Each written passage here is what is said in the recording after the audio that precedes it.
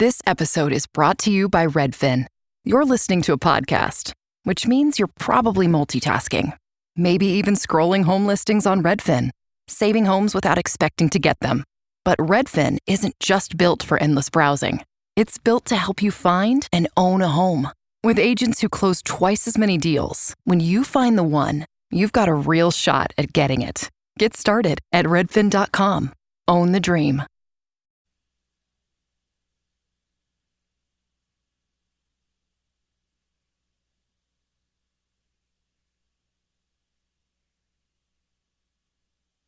The Larry Kudlow Show on the Red Apple Podcast Network. Hello, folks. This is Larry Kudlow. Great to be with you today. Memorial Day weekend. Memorial Day weekend. By the way, you can live stream us for the next 3 hours over the internet. Feel free. LarryKudlowShow.com. LarryKudlowShow.com. Hear us throughout the country, around the world, throughout the solar system, including the Milky Way. And during the week, Fox Business, fabulous Fox Business Network. The name of the show is Kudlow, 4 to 5 p.m. every day, Monday through Friday. Monday through Friday. If you can't make it at 4, just text your favorite 9-year-old and she'll show you how to DVR the show. And you won't miss a single thing. All right, so I assume all of our systems are working. God bless Memorial Day. I'm going to say Happy Memorial Day. It's a lovely weekend. But it's a very important weekend. I want to just spend a moment to thank and God bless all the men and women in our military who made the ultimate sacrifice in defense of our country, in defense of liberty, in defense of freedom. We are grateful, and we are grateful to their families. And it's a wonderful, important, I know it's we get a holiday on Monday, which is great, but let's not forget that the people of our military, defending our liberty, defending our freedom, we owe them an enormous debt of gratitude for making the ultimate sacrifice on Memorial Day. Please don't forget that. General John A. Logan, commander of the Grand Army of the Republic, directed Union veterans, this is way back in 1868, which was more or less the beginning of Memorial Day. More or less the beginning of. The National Park Service reports that more than 5,000 people showed up on the appointed day in 1868 at Arlington National Cemetery. The crowd listened to an address by Representative James Garfield, Republican of Ohio, who had served as a Union general during the Civil War and would later become America's 20th president. Arlington had become one of the final resting places for America's brave warriors. That was back in 1864, etc., etc. A national place of mourning. Please don't forget the brave souls, the men and women in our military who gave their lives to defend American freedom and liberty, which has made us the greatest country in the history of history. The greatest country in the history of history. And God bless our president today. God bless our military today. Our commanders all over the world, and most particularly in Iran, in the Arabian Gulf, Persian Gulf theater. We'll talk about that later in the show. The president is considering new strikes since Iran will never make a decent deal and will never give up their nuclear weapons or their uranium or their partial hold on the Persian Gulf and the Strait of Hormuz. I don't like calling it the Persian Gulf. I prefer the Arabian Gulf. But whatever. Again, Memorial Day weekend. God bless the people of our brave military. And of course, moving along, you see, you read in the media, papers, online, whatever, because oil prices have gone up, and they have because of the war. It will be temporary, in my humble opinion, but you can think whatever you think. If you disrespect that, if you don't agree with me, I understand that. But people want to say, well, first of all, Iran's winning the war, which is just utter, complete nonsense. We're probably about 85 or 90% finished, according to Admiral Cooper of CENTCOM. But then you have this argument being made that a temporary increase in energy prices, a temporary increase in gasoline prices, I'm not denying it. AAA national average about $4.50 something. It was about $3. It was slightly less than $3 pre-war, and it's supposedly wrecking our economy.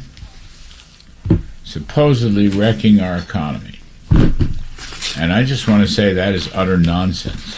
Utter nonsense. First of all, this is going to be temporary. But you look at these numbers. This is how great America is. This is how strong America is, being governed by good free market capitalist supply side policies. Right now, we are in a boom, okay? We are in a boom. First of all, the stock market, which had a big week, and we'll talk about it later in the show, as we always do. The Dow Jones is up over 1,000 points. The Dow Jones is over 50,000. 50,579.70. Record high. The S&P 500, 74.73.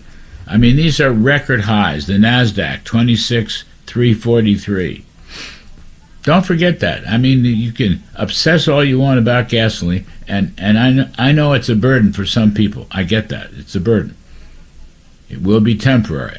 My judgment is it's a small price to pay for destroying the most gruesome Nazi-like regime, inhumane regime in Tehran, terrorist regime, anti-Semitic, anti-Israel regime. It's a small price to pay for a few months. But okay, it is what it is. It is hurting some people. On the other hand, the stock market is booming. Now, it's not all. I mean, we'll talk about this as the show goes on.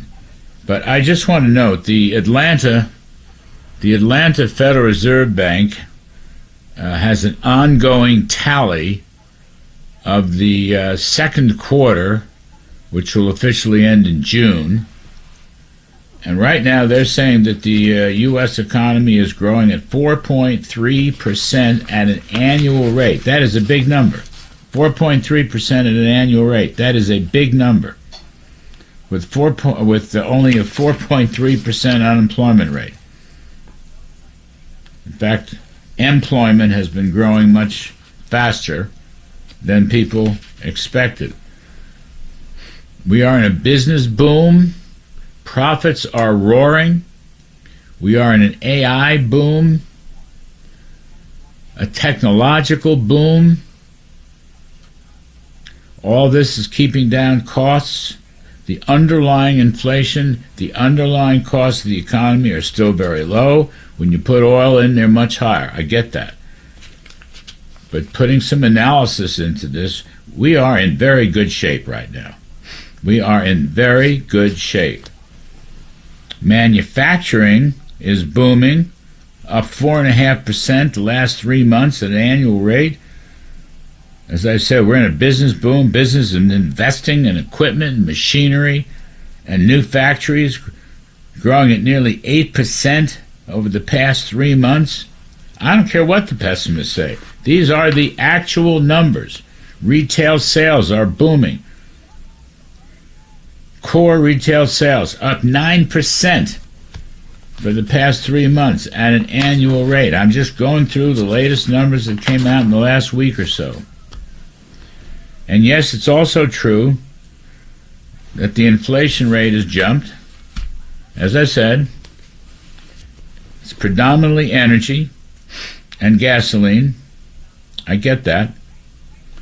If you took that part out, so-called core inflation is still just above 2% at an annual rate, okay? That's all it is. Now, you can't take it out because we pay energy. You can't take it out because we pay gasoline. I'm not denying that. But I am saying it is a function of the war, and I am saying that President Trump is changing the arc of history by destroying this gruesome regime in Iran. He's the only president in the last 50 years who had the courage to do it, and it needs to be done. We'll have more on that. But I'm just saying, if you look at the other measures of inflation, excluding food and energy, the 3-month change, just slightly over 3%. Take out food, energy, and shelter, 2.2%. That's the Federal Reserve looks at this stuff. The median inflation rate, according to the Cleveland Fed, take out the highs and the lows, all right, it's 2.8%. All right, so it's about a point too high. It will come down. It's about a point too high. It will come down. God bless our men and women who are fighting for us to destroy this awful regime. Stock market is roaring. Jobs are roaring. Business is roaring. Productivity is roaring. Technological advances, as they always do, will make this a stronger economy. There are always winners and losers, but on the whole, it's going to make it a much stronger economy, just like the information age did in the 80s and 90s, just like the Industrial Revolution did at the turn of the last century. Business is booming. By the way, the economy in the first quarter, 2% at an annual rate. There's nothing wrong with that. The core rate, 2.5%. That may be revised higher. And, as I said, the Atlanta Fed is now tracking 4.3%. So when Trump says the economy is doing well, Trump haters will disagree, but he is correct based on the numbers. The stock market, which is a leading indicator of the economy and business and the health and wealth of the country, is booming. And it's not a phony boom. It's not an inflated boom. It's a profits boom. Profits are the mother's milk of stocks and the lifeblood of the economy. A capitalist economy, which is the most efficient known, depends on profits. Businesses are profitable. They can hire workers and pay higher wages and train them for increased productivity, give them the best tools possible to do their job. And those wages translate into family incomes, kitchen table incomes that makes everybody wealthier.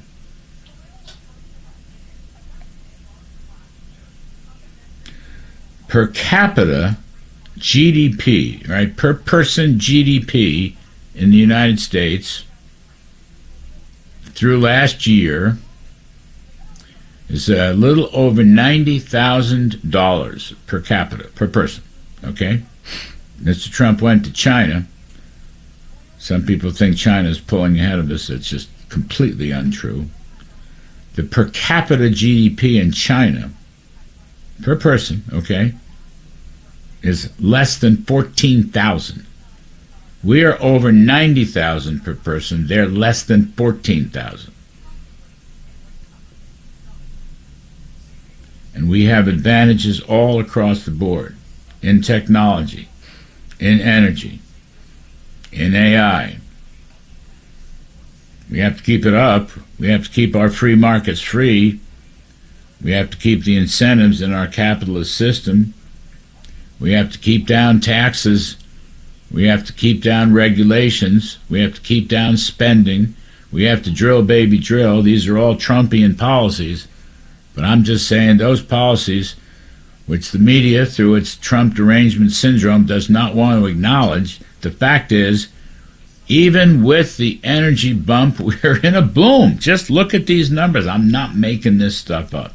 If you're checking me, open up your computers, go to the Atlanta Fed GDP now, 4.3%. 4.3%. The Larry Kudlow Show on the Red Apple Podcast Network.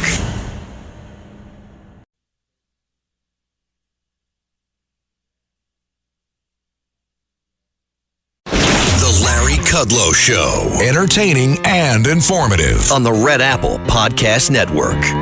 So we're going to talk some politics right off the top. This Democratic autopsy, which is just craziness. They lost because their policies are terrible and their candidates are terrible. It's kind of amusing, actually. Then there's a headline, New York Post, Ivanka Trump, one of these crazy people from Iran, wants to assassinate my friend Ivanka Trump. So far, have not succeeded. It's another reason why we should go after him. They've already tried to go after President Trump. Lord knows. So we'll talk about that stuff, politics, lots of political stuff. We haven't had any interesting political stuff. President Trump has completely taken over the Republican Party and knocked off a few bad apples. I like that story. I like that story very, very much. And Kevin Warsh is our new Federal Reserve Chairman. Smart guy, has been on this radio show, has been on the TV show many times. He's an old friend. And he's going to be a reform Federal Reserve Chairman. Don't expect any interest rate miracles right away. That's going to depend on the war. But we will talk about what Kevin Warsh is going to try to do as he takes over the helm at our nation's central bank. And he is one very good choice. The Larry Kudlow Show on the Red Apple Podcast Network.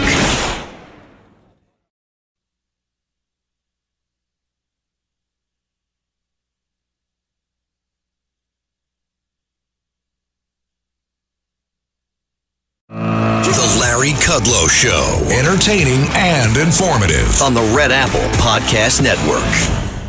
So there's a lot of politics this past week. A lot of politics. We had elections. President Trump won almost everything. Everybody endorsed.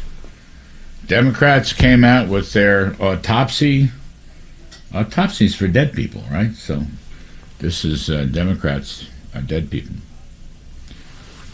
Just saying, that's a joke. But nonetheless, they disowned their own autopsy, which didn't really talk about the policies that caused them to lose in the first place. And if they keep up those policies on the far left, socialism and the rest of it, woke, left-wing culture and all of that, they'll keep losing. That's my hunch. Anyway, let's talk about it with two ace political analysts, Joe Concha, Fox News contributor.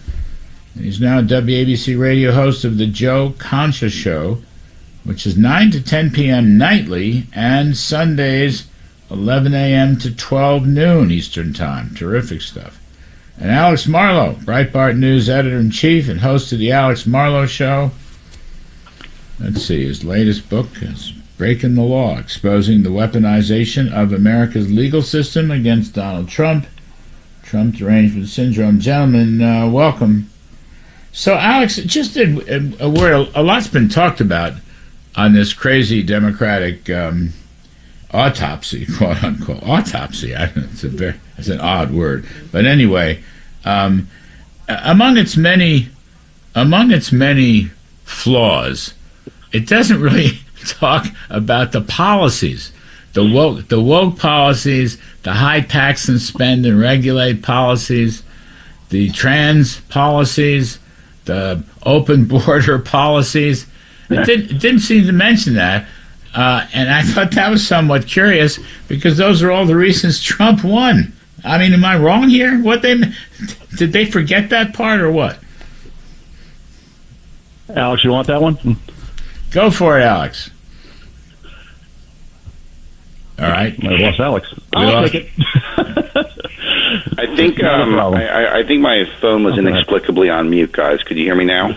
Yes. Oh, good. Sorry about that. Yeah. No, I your was getting phone a lot needs of an flashbacks. autopsy.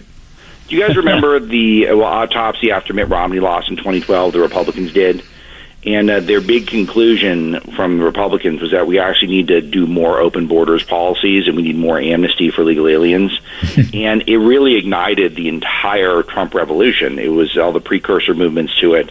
Things like the Tea Party, what we were doing at Breitbart, we got very fired up about that because obviously it was just cooked by the consultants to accomplish something. But at least they had a goal. The goal was they wanted to have more of an open borders, globalist Republican Party. I don't even know what the goal was with this DNC thing. What's the point? We're just acknowledging they can't reach middle America. It's too much of a coastal party. But they don't address the border. They don't address woke. They don't address DEI. They don't address transgender for everyone. And, there's almost no policy proposals at all. They all knew it was a disgrace to the point where Ken Martin apologized before anyone of us even had a chance to read it. He said it was terrible. Well, he was right, but it's just odd to me. They're talking about they didn't put enough money into this and they didn't put enough money into that, and they had a terrible candidate, Kamala Harris, and they didn't mention that Joe Biden lost. Of course, the debate was horrible, and then they just undemocratically chose Kamala Harris. All those things are pretty bad. But at the end of the day, Joe Concha, I think that it's the policies. And the Republicans ought to stick to those policies in the midterm election. Don't let the Democrats off the hook. Common sense versus crazy, right? That's your bumper sticker right there. Yes. It has to be conservative, liberal, common sense, and crazy. And it really was four things. Policy, obviously, number one by far. Larry, the men playing against women in sports, they're still not divorcing themselves from that. Obviously, they're talking about, yes, we should have a secure border, but we also should consider having illegals vote. That's what Karen Bass is saying, or at least she's considering it in Los Angeles if she earns a second term. Then you just go down the line. Now they're even talking about we want to expand the Supreme Court to look like the New York Knicks roster. It's going to go from 9 to 15, right? They're talking about impeaching Alito and Thomas. That's what Graham Plattner up in Maine is now publicly saying that they'll do. They're going to add 2 states in D.C. and Puerto Rico. That'll give us 4 Democratic senators in perpetuity and maybe power to Democrats in the Senate in perpetuity. So they're talking about all these radical things like eliminating the Electoral College.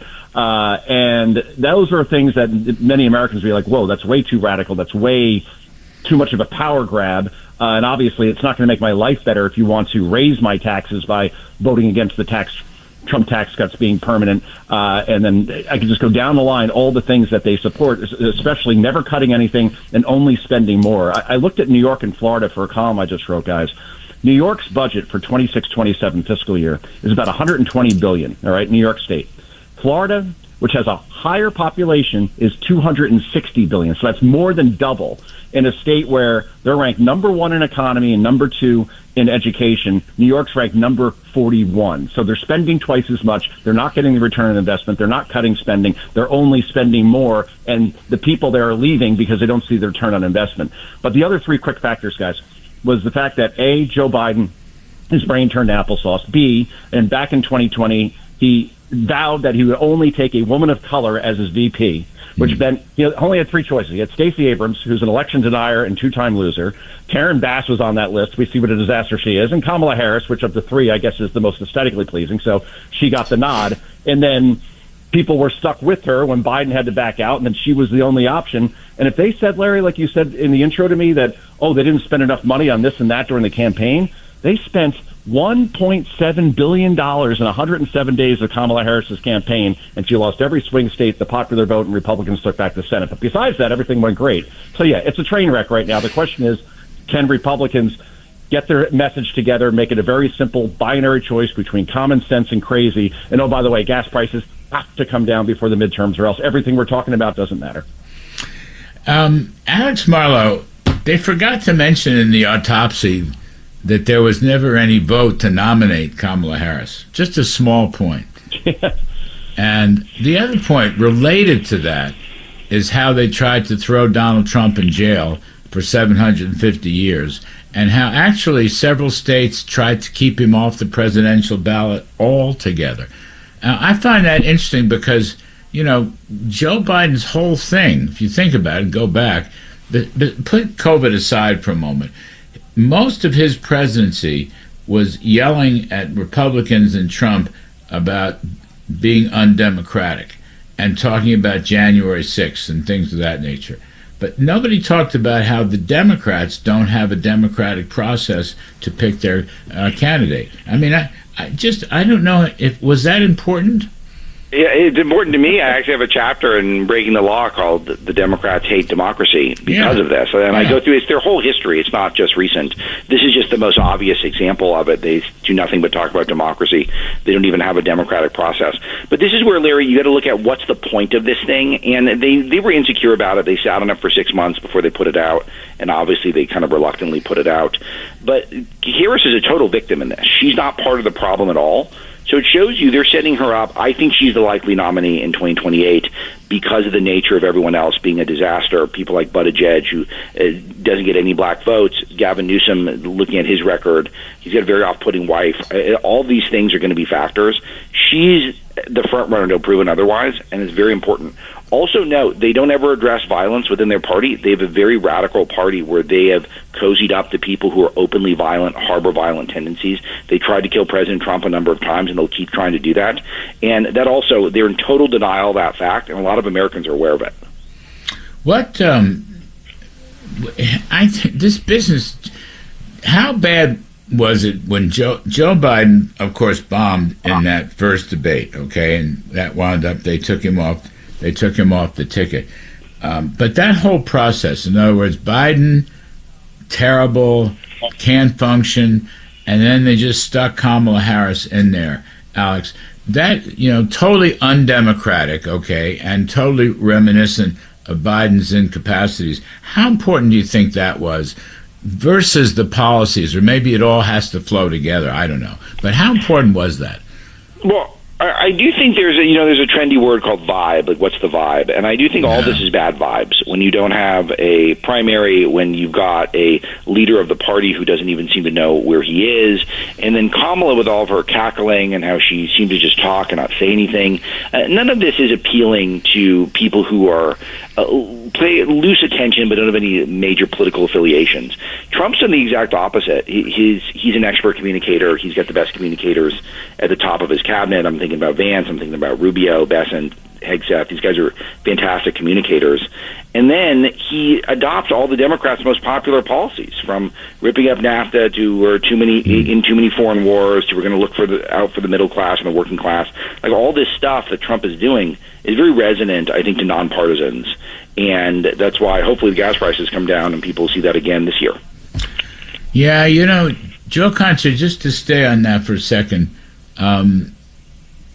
Trump has basically redone the Republican Party so that it appeals particularly to Hispanics, working men and women, Hispanics, a little bit blacks, not as much as Hispanics. He got almost half the Hispanic vote, if I'm not mistaken. They talked about there's rural people not going to vote for Democrats anymore.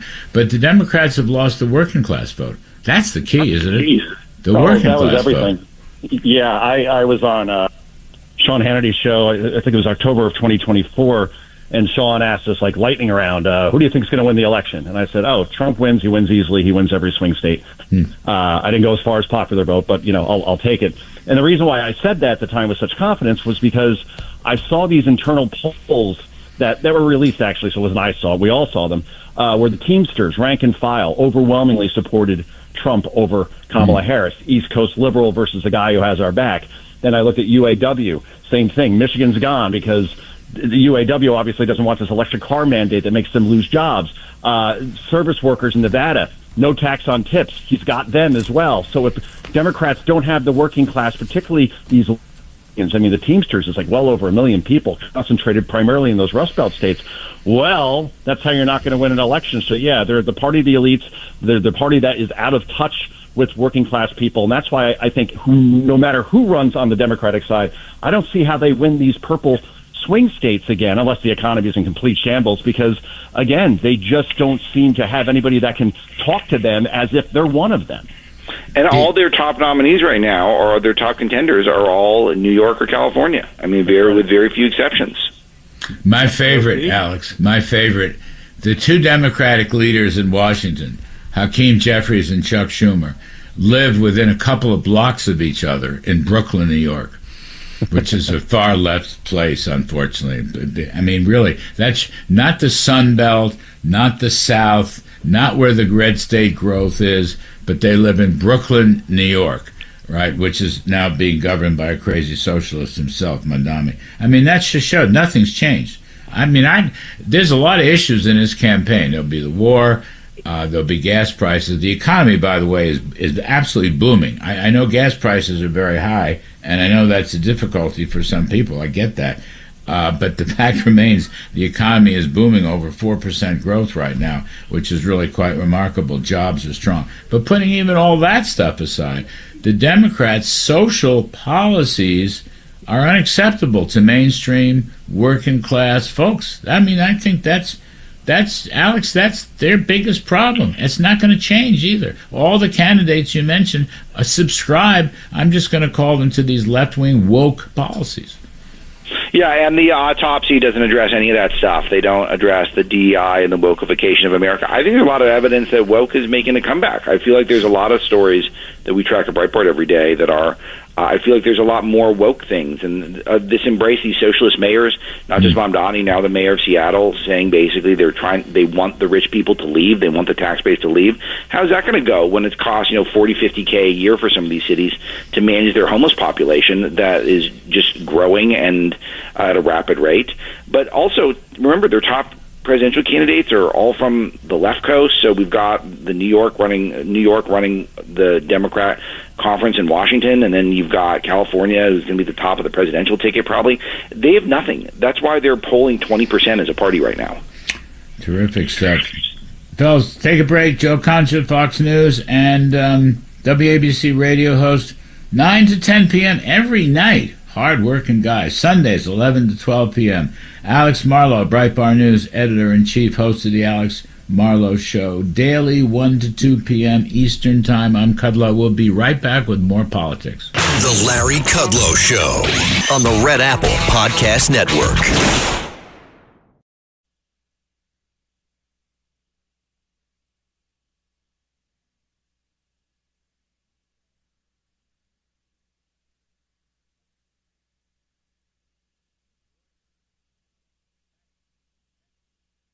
The Larry Kudlow Show on the Red Apple Podcast Network. I'm going to talk a little more about the elections that we had. Total domination of the Republican Party by President Trump.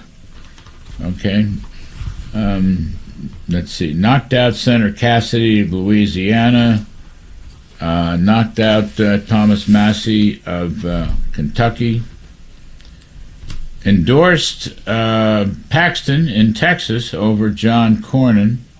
That's very, very interesting. A total grip on the base. Alex Marlow, total grip on the base.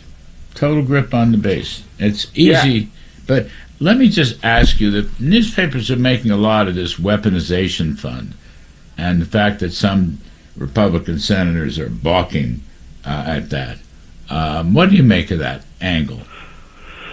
Yeah, first of all, I do think Trump does have a total grip on the base. Remember, he took out Cassidy, he took out Cornyn, he also took out Stephen Colbert this week, which is just stunning that happened. I mean, this was a huge weapon for the left. And remember, we're in the first half of the term, so that means no more Colbert with that platform for the rest of the time.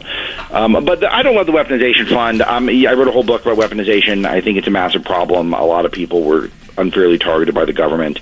It just seems like an odd way to do it, and it probably sets a precedent for the Democrats doing the same thing, only better when they get back into power eventually. So I think it's really tough to explain. There are good explanations, but I like when he sticks to the issues that are pretty easy to explain, and this one's a lot harder. By the way, nobody was ever charged with insurrection. Never. Just saying. And by the way, they tried to throw Trump in jail for 750 years.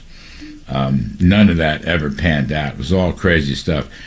Joe Concha, can Paxton beat Cornyn or not? Yes, I think with the endorsement of Trump, I think that makes all the difference in the world. You just look at the record. Trump endorses somebody in a primary, they never lose. And just as Thomas Massey, who had like 81% support when he ran a couple of years ago, like he thought he was untouchable. Obviously he wasn't. And when you vote against the big beautiful bill, which would have raised taxes by 30%, and when you vote against border security and DHS, the thing that really got on my craw is that he voted against funding for the Iron Dome. Israel did not exist without the Iron Dome because it was just a constant bombardment from all sides. So in the end, I'm not saying you have to be 100% loyal to Trump and you could have your principles. The problem with Thomas Massey was he never had a solution behind the no. And when you're a perpetual no, you're kind of a useless idiot, and that's basically what he became. CNN and MSNBC fell in love with him, but now I guess I'll have a show there because he's not going to be in Congress anymore. But yeah, I say Paxton beats Cornyn and probably by 5 or 6 points. It won't be close. By the way, Massey made a lot of anti-Semitic remarks on election night. Yeah, he did. Mm-hmm. He really did. He said, yeah, he did. Yeah, particularly, I tried to get in touch with my opponent, but I couldn't find him in Tel Aviv. Like, yeah. What? And he was casually trashing Israel and the Jews on Fox that same day, apropos of nothing. He just starts going after the Jews. Yeah, and he went after Marian Adelson, who's a very nice woman.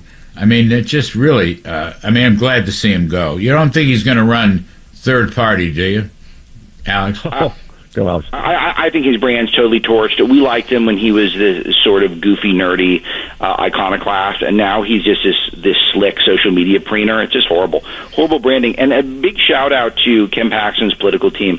Totally genius move, saying I'll drop out if Cornyn gets the SAVE Act done, and Cornyn couldn't do it, and then Trump got the Paxton endorsement afterwards. That was really some political savvy, and no one's talking about that. So John Thune. My friend John Thune, Joe Concha, he's sticking with Cornyn, and the Senate went home. They didn't really vote. They didn't vote on the DHS thing. There's no vote. And the SAVE Act is still just languishing right now. Again, that stuff's got to pass because Republican voters, they're not going to come out enthusiastically when they say we gave you the Congress, the Senate, and the presidency, and you can't pass the one thing we really, really want. And John Thune's going to get the blame for that, and Republican candidates by extension. They haven't voted for anything since July 4th of last year when they signed the one big, beautiful bill. Joe Concha, thank you very much. Alex Marlow, appreciate it. Folks, we're going to take a break, and on the other side, General Jack Keane's going to come on and give us an update on the Iran war. I'm Kudlow. Please stick around. The Larry Kudlow Show on the Red Apple Podcast Network.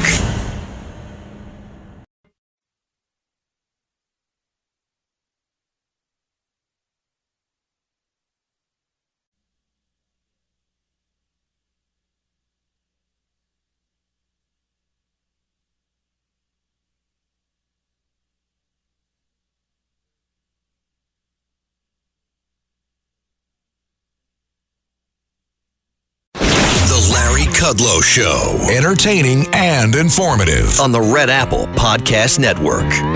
Welcome back, everybody. So Iran's top negotiator says Tehran will not compromise in talks with the U.S. Parliament Speaker Mohammad Bagher Khalibaf told the Pakistani Army chief. The head of the Senate Armed Services Committee, Roger Wicker, said it's time to finish the job in Iran. Republican Wicker. It's a powerful committee. That's the funding committee. So let us bring in our friend and mentor, General Jack Keane, retired 4-star, chairman of the Institute for the Study of War, Fox News senior strategic analyst, and Presidential Medal of Freedom recipient. I was in the room when he got it. General Keane, thank you. We're switching around, but we're nothing but flexible. We appreciate your time. And I thought the Roger Wicker thing was, Senator Wicker was very, very important as the chairman of the Senate Armed Services Committee, which is the funding committee, as you well know. And how do you see this story? I mean, it just seems like we're getting closer and closer to a new round of combat. You know, Larry, I think it's actually in the last 24 hours, it's moving in the opposite direction. From what I've been told, there has been at least a preliminary agreement on a draft document between the United States and Iran. Really? The details are yet to come. Oh, my God. From what I've been able to pick up is that we will give them release of some unfrozen assets, some billions of dollars, and then there'll be a negotiated period, I think, of at least 30 days to deal with all the tough issues. More details to follow. We've heard this before, and it hasn't materialized, but this time it seems to have some legs to it. I'm telling you, for the sake of our audience, I understand on the surface why a deal may have appealing because it stops a war, but I think there are three major issues with it. Given what we're talking about here, the Iranians will look at this as the United States backing down, the world's number one economic and military power. They've been able to get them to stop a war and stop continuing the war against them, and that will empower them. Don't expect moderation to come from them, like some people are saying. Well, we can set the framework with Iran and establish a new relationship. That's what Obama was talking about, and that failed miserably. They'll be able to suppress their people more and have leverage, and actually more power in the regime, even though they're weakened militarily and economically.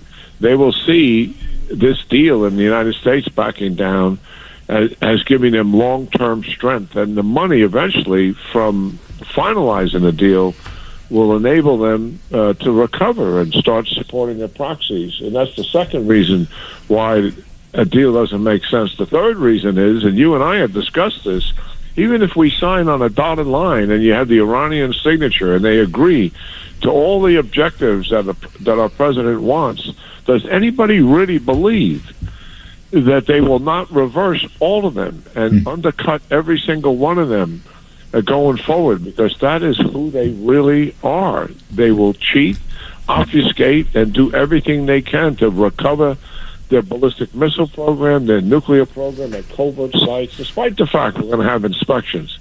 And they will funnel the money that they get to their proxies. So I think returning to combat operations is absolutely the preferable option. I understand the political and economic pressure on the administration to kind of stop it, but in the long run, I think it's a strategic disaster for us. What about the red lines, the Strait of Hormuz, and the nuclearization and the enriched uranium? What about all that stuff? Well, I don't know the details, but I can't imagine us even accepting a negotiation without the straits being opened. If we're going to give them money, I would assume the straits would be open and we'd have to remove our blockade. And then all the tough issues, from what I understand, and this remains to be seen because, we're dealing with leaked information, and it's been wrong in the past. And oh my God, I hope it's wrong now.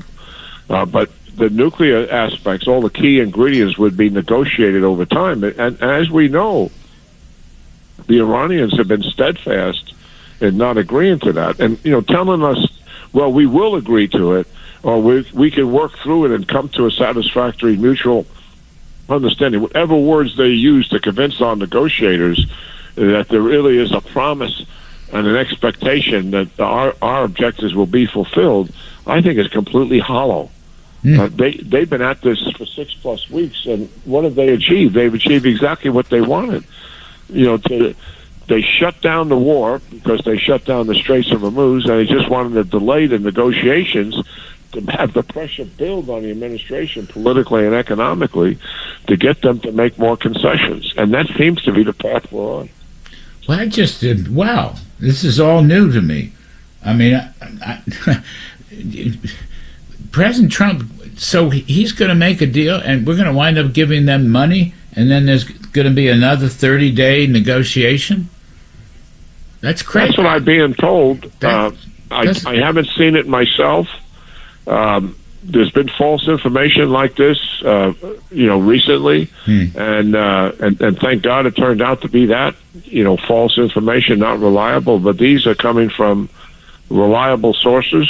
So we're going to have to wait to get the details to be sure, Larry. But just on the surface of it, to me, walking away from the opportunity we have right in front of us in 10 days to 2 weeks to finish this offensive operation, go into a defensive operation to open and maintain the Straits of Hormuz, and really weaken this regime so that they're vulnerable to their people. In other words, take away every piece of their revenue source and force an economic collapse. That's what we can achieve.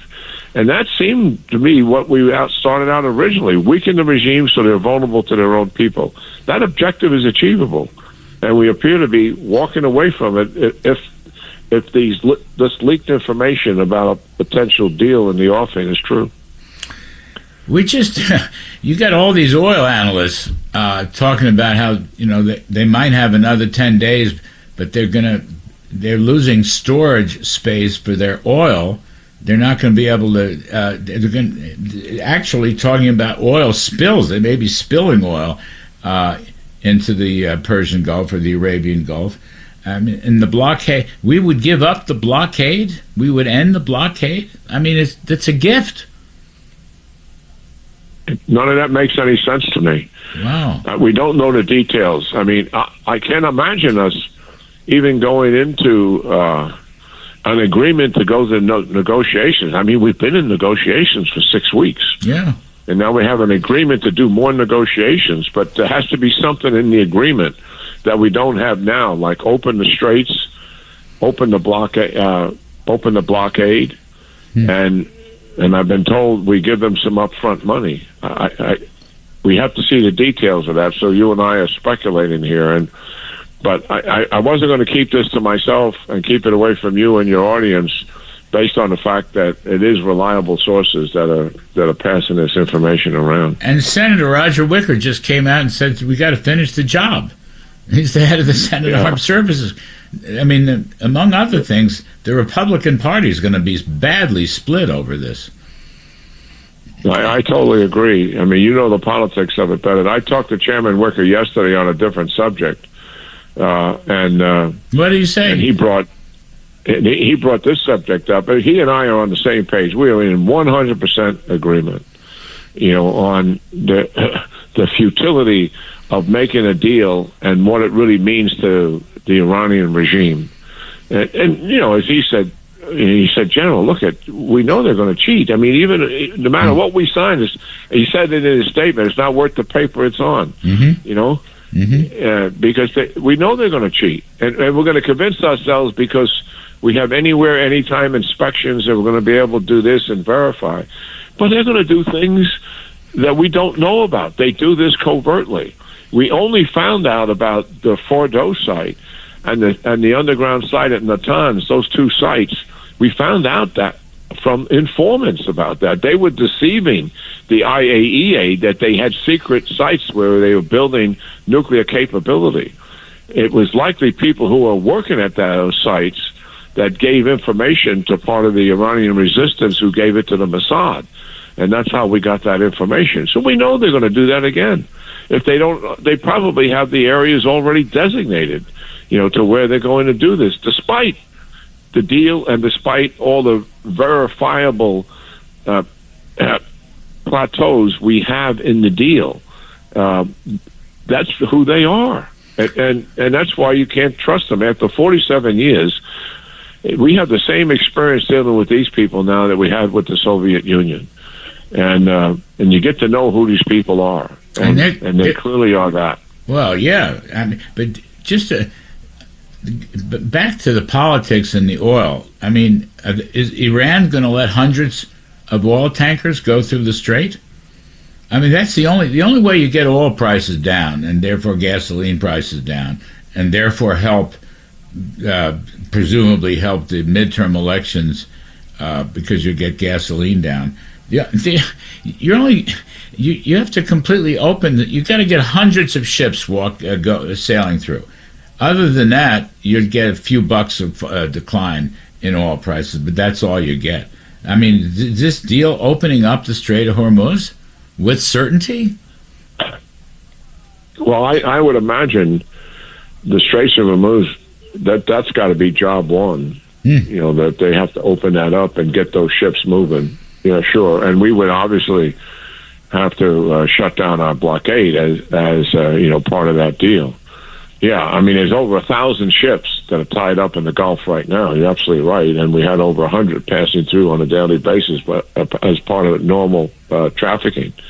So we would have to get back to that. And as you indicate, it'll take some time, for pricing to make the adjustment to all of that. Plus, there's the 30-day window that this thing may blow up on us again. So there's always going to be some skepticism, about whether there really will be a final agreement, not just a preliminary agreement. Yeah. This is stunning information or stunning rumors, whatever. I don't know what to make of this, honestly. Geez, I just hope I'm wrong. Yes. Wow. I hope that the sources that provided me the information don't know what they're talking about, but these are people who do know. I mean. All right. We'll leave it there, General. It's stunning, but I'm going to check on this. Anyway, listen, we appreciate your changing your schedule for us very much, as you always do. You're wonderful. I hate to say I hope you're wrong, but I hope you're wrong, General. Honestly, I hope you're wrong. Anyway, folks, General Jack Keane, thank you, sir. As always, we appreciate it.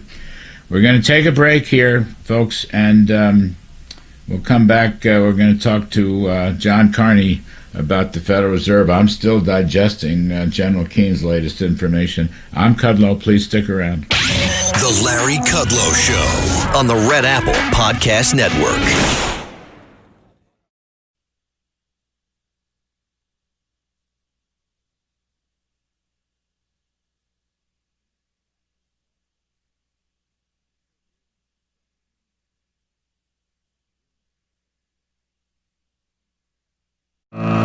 Larry Kudlow Show. Entertaining and informative on the Red Apple Podcast Network.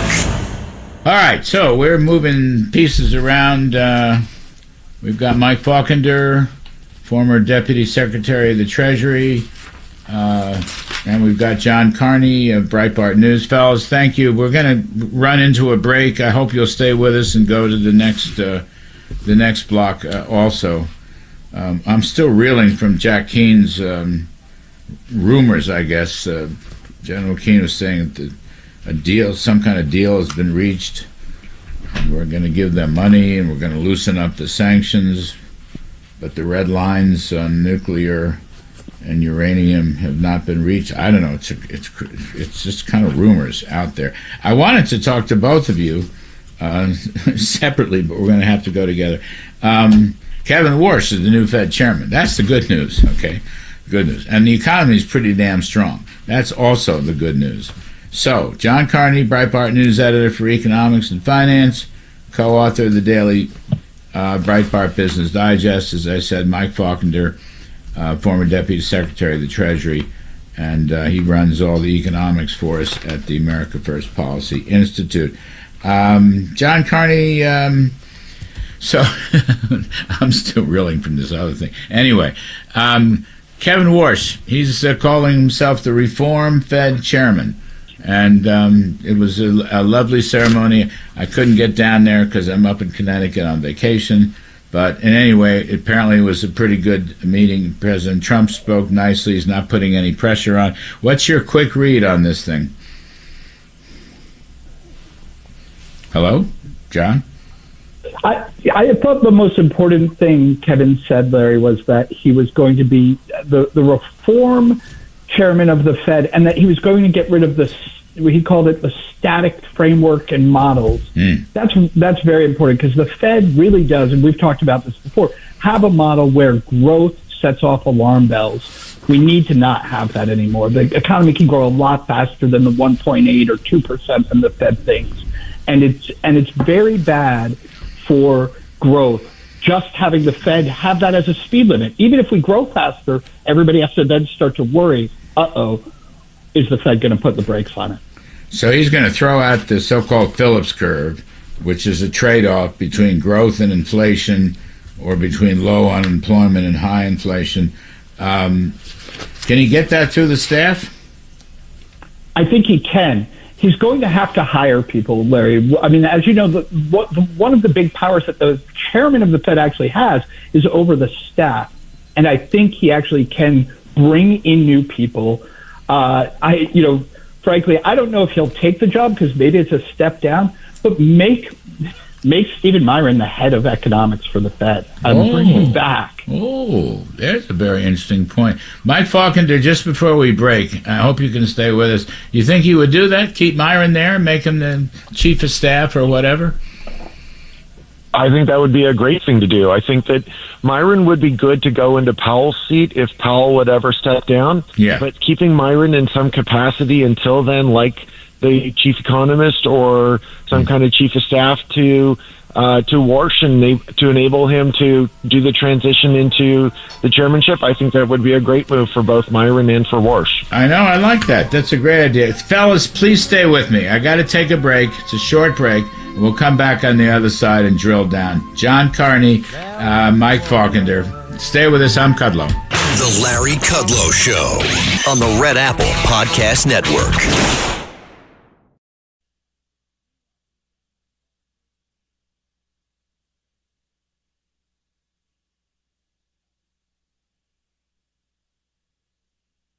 The Larry Kudlow Show on the Red Apple Podcast Network.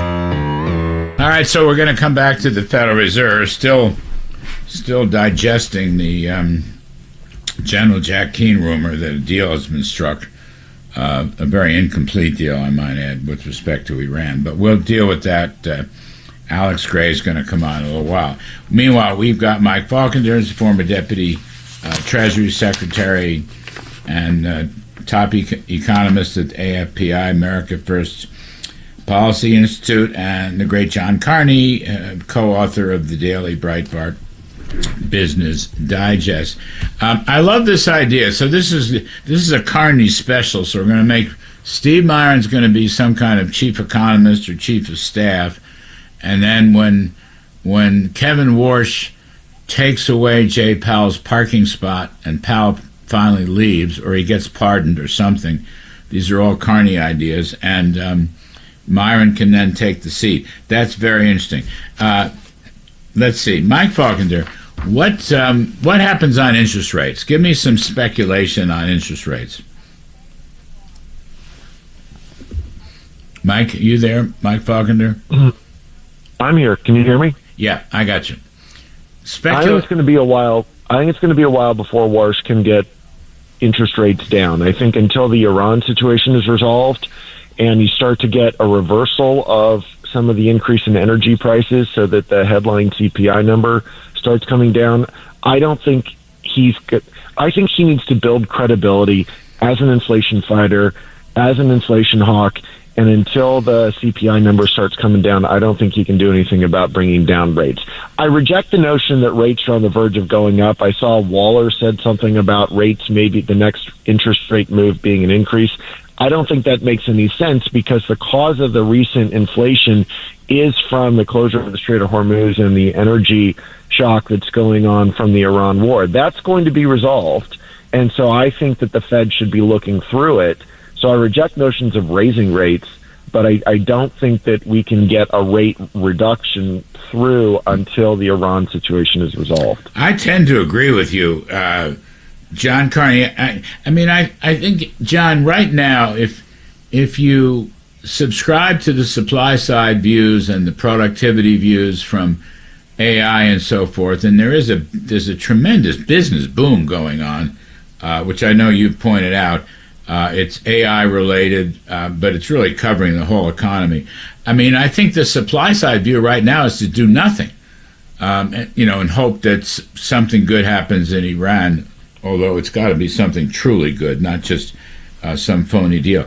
But putting Iran politics aside, I think the right view is to just do nothing. I think Mike Faulkender is right about the credibility. And, Kevin's got to sort of consolidate, right? He's got to establish himself inside the institution. He's got other changes that he can make besides interest rates, John. That's right. I think what he should concentrate on is I'm going to cut interest rates as soon as I get in. That's clearly with Waller's speech made it very clear that that's not going to happen. You had Barkin give a speech, Waller give a speech. Waller laid out a pretty rational case for, even though this is energy, the recent surge in inflation is caused by the Strait of Hormuz, that if you get too many of these like one-offs in a row, it's a little bit like when corporations would keep repeating, we had a bad quarter, but it was just because of a one-time event. But if it happens every time, then you start to worry that maybe it's permanent. So that's what Waller said, why maybe there needs to be a hike. I don't think that there does. And I think that if this starts to come off quickly because we get a real resolution, then it will open up the possibility for a rate cut, but not yet. So that means that what Warsh should do is focus on what he talked about, which is like, let's reform the institution. Let's restore the credibility. Not, the Fed always talks about credibility in terms of, inflation and monetary policy, but let's restore the credibility of it as an analyst of the economy. It really has, in my mind, has really ruined its ability for us to rely on it that it understands the economy. He can rebuild that. But he'll have to either make changes in the personnel or make sure that he can get the staff on board. Yeah, all good points. Mike Faulkender, there's an interesting piece out by my friend Ira Stolz, a longtime journalist.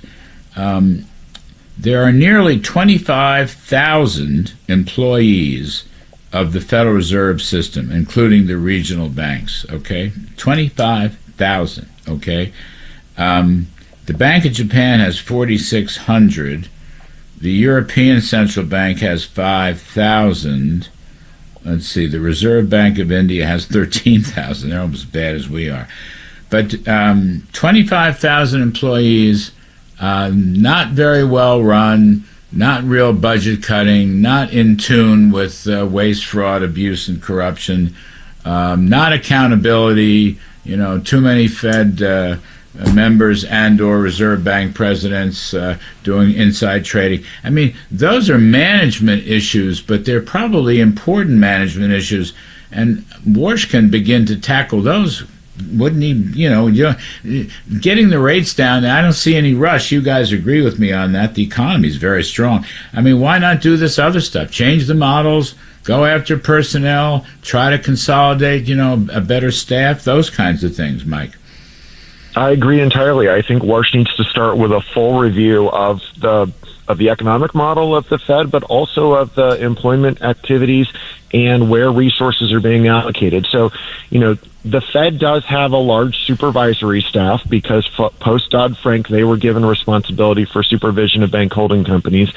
And I actually do think that the Fed might be in a better position to monitor some of the cyber risk confronting the banks than either the OCC or the FDIC, merely because they have more flexibility on hiring and on salaries. Because I can tell you that one of the problems we had at Treasury was being able to hire people at market wages to go do reviews of cybersecurity threats. And I think that's a major issue with the AI advancements, is what are the threats to the financial industry of cyber. And I think the Fed might be the right place to do that. But yes, we probably have too many people.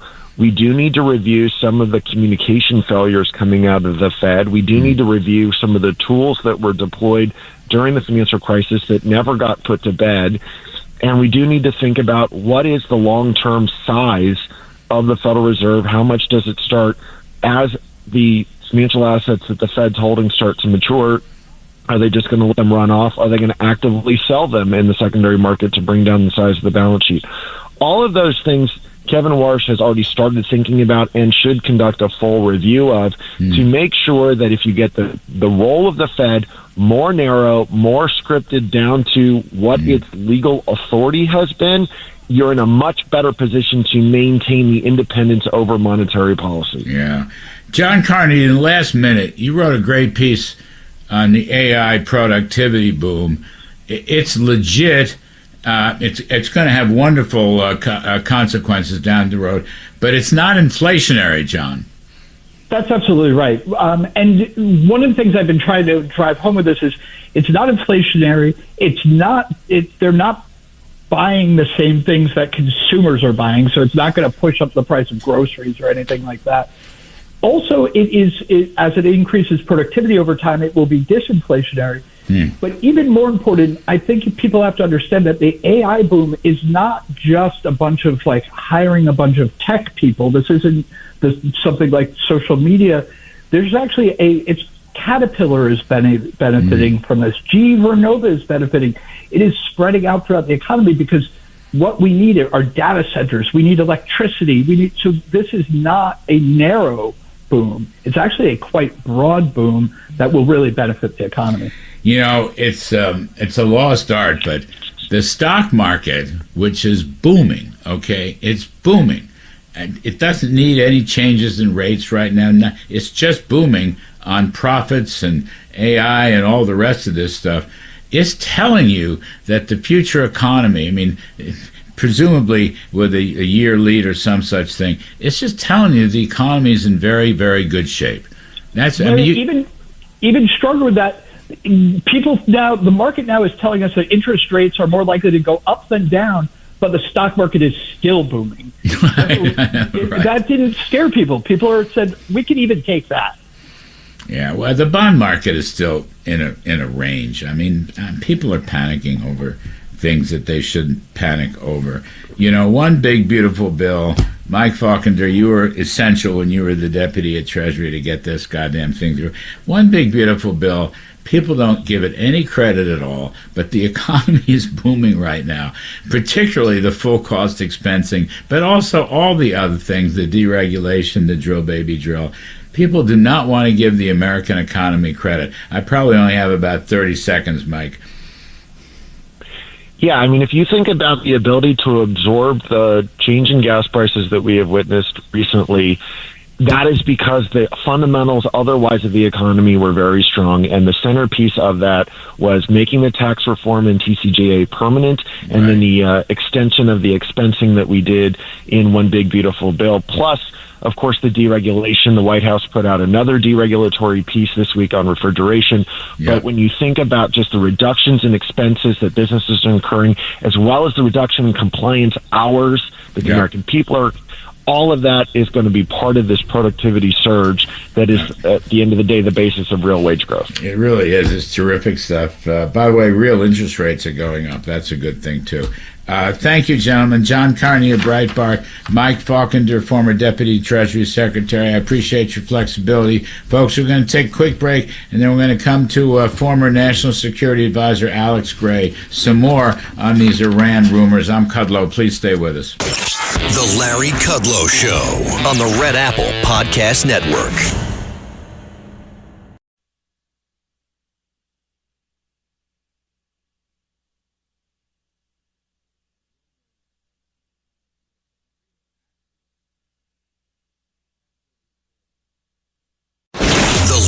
Kudlow Show. Entertaining and informative on the Red Apple Podcast Network. So, in the spirit of flexibility, we welcome back Alex Gray, CEO of American Global Strategies. Alex, the former Chief of Staff of the White House National Security Council. Alex, thanks for doing this. Talk about General Keane's thoughts that there are rumors of some kind of deal. So I'm reading Axios, Alex, which has had good reporting on the war. Trump says he's 50-50 on Iran deal or bombs. We'll meet envoys to decide. This came out 17 minutes ago. He's meeting this afternoon with negotiator Steve Witkoff, Jared Kushner, probably Vice President Vance. Pakistan meeting with Iran. We don't know. They say a deal was not finalized. Pakistan said there's encouraging progress towards a final understanding. Trump saying he'll only take a deal that covers issues like uranium enrichment and the fate of Iran's existing stockpile. And then it goes on to say, though, these are unlikely to be resolved until there's a memorandum of understanding. They would agree to end the war and commit 30 days. So 30 days of more, quote, in-depth negotiations. Let's see. Marco Rubio said today there had been some progress in talks. There might be news later.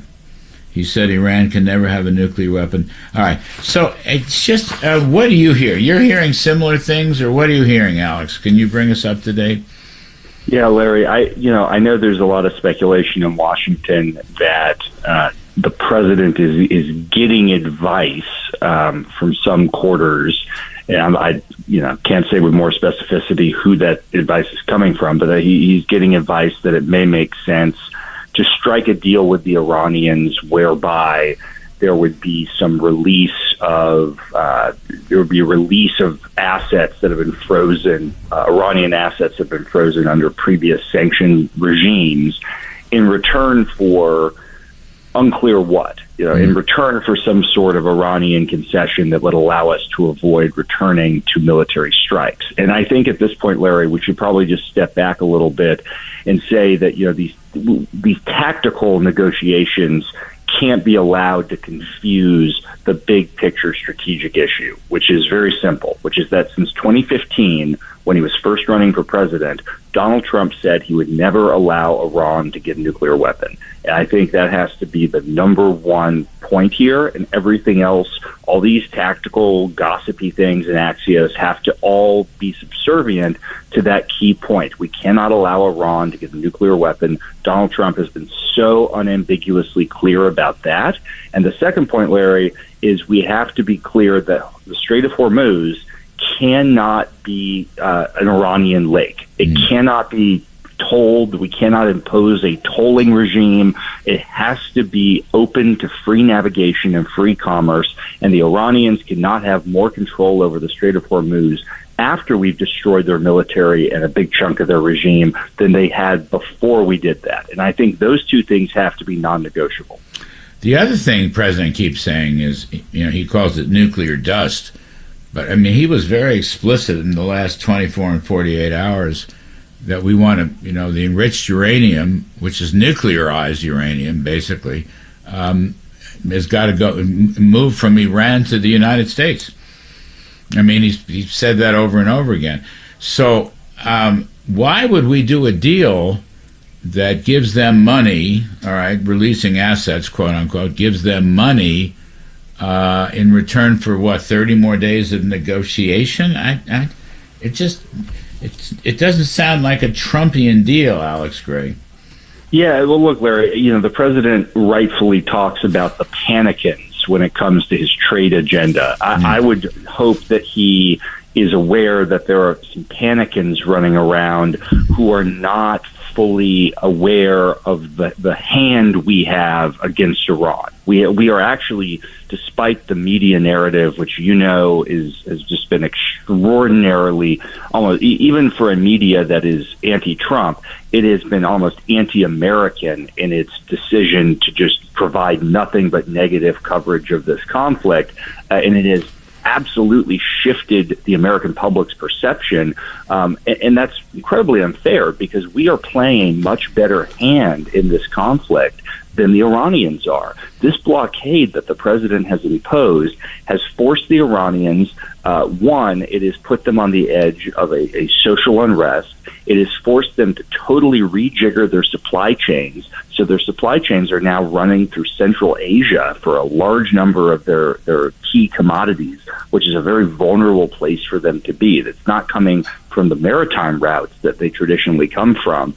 And the oil industry in Iran is suffering tremendous, almost, I would argue, Larry, it is going to suffer irreparable harm because of the way that technically, because they can't export their oil, it's rotting in its containers. We have the upper hand. Time is on our side. If we ignore the panicans, time is on our side here. And I think the president, just as he has held firm on trade, he's held firm on immigration, he should hold firm on this, because he will ultimately be vindicated by our superior strategic hand over the Iranian regime. You know, Alex, great. That's a great rundown, by the way. I fully agree. Iran is on the verge of shutting in their oil operations because they don't have any storage space. Now, some people jumped on that too early, but most of the private sector analysts that I read, they're saying at most they have another week or 10 days. There's even rumors that there was a big oil spill up near Carg Island because they didn't have any storage space. So that was a way of shutting it. But once you shut down those oil operations, oil wells, everything, it's very difficult to open it up. The blockade is working. I mean, it may be slower than people want, but the fact is the embargo is working. Scott Bessent keeps slapping sanctions on. The banks, take the UAE, for example, which is basically an American ally, but they've turned over all the offshore banking assets that, the criminals running the Iranian regime have done down through the years. I mean, I'm just saying, in return for what? What we're going to give them money in return for what, Alex? It doesn't meet any of the red lines that you described, that Mr. Trump has described. Yeah, Larry, I couldn't agree more. We cannot lose sight of the president's overarching goals, and we've achieved these tremendous operational successes on drones, on the Iranian Navy, on missiles, on terrorist proxies. Now we have to make sure that we don't give that away because of a bunch of panicans in Washington. Right, 100%. Thank you, Alex Gray, American Global Strategies, former Chief of Staff of the National Security Council. We appreciate it very much. Folks, we're going to take a break, and then we're going to turn to the bull market in stocks right after that. I'm Kudlow. Please stick around. The Larry Kudlow Show on the Red Apple Podcast Network.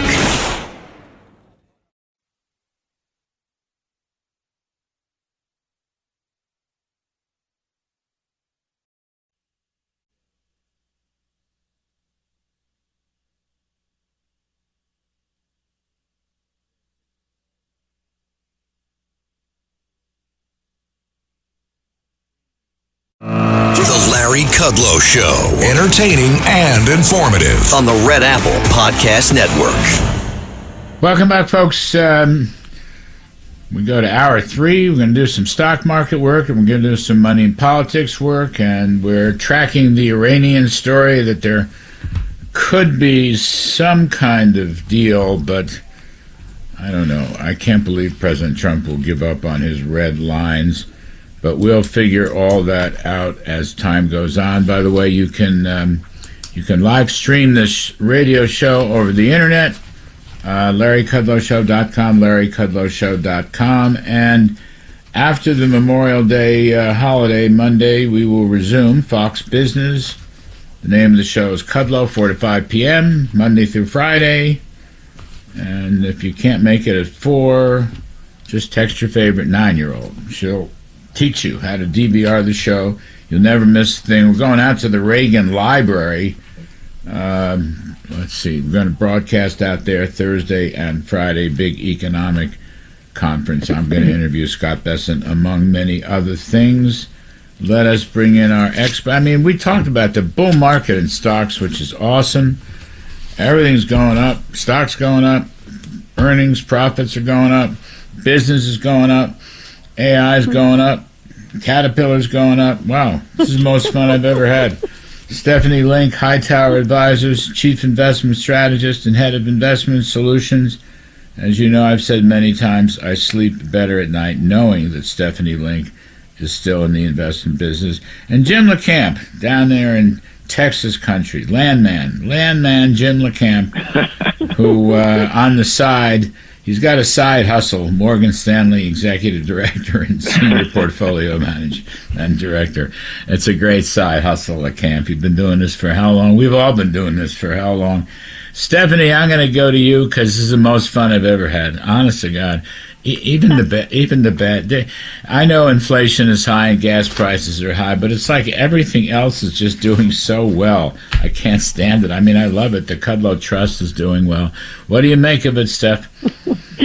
You know, it's really amazing, Larry, that we've had to deal with so many things year to date, with between Venezuela, between SCOTUS and the tariff overturn, between AI and the apocalypse to software, to private credit concerns, to the war, and yet from the March lows, the S&P 500 is up 17%, and the NASDAQ is up 26%. And the entire reason is what you taught me 18 years ago, because it's all about profits. And profits have been soaring for the last 3 years, actually, but they're accelerating this year.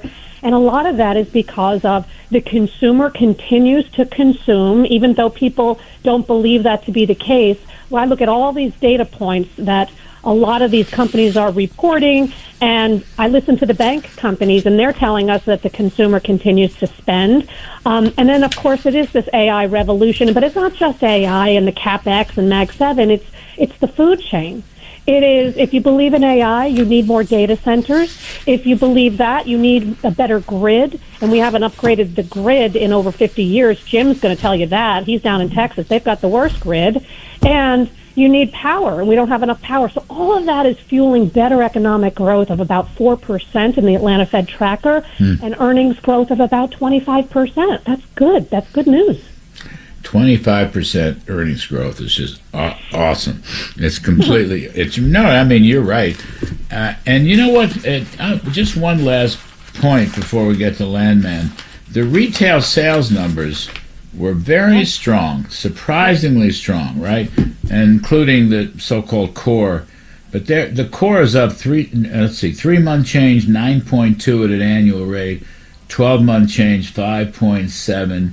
Even the overall is 5%. So the gasoline thing, all right, I know it's bad, and I know it's difficult, and I know it's politically unpopular, but in terms of the economy, profits, stocks, it just hasn't had an effect. We're a very strong, resilient economy, landman Jim Lacamp.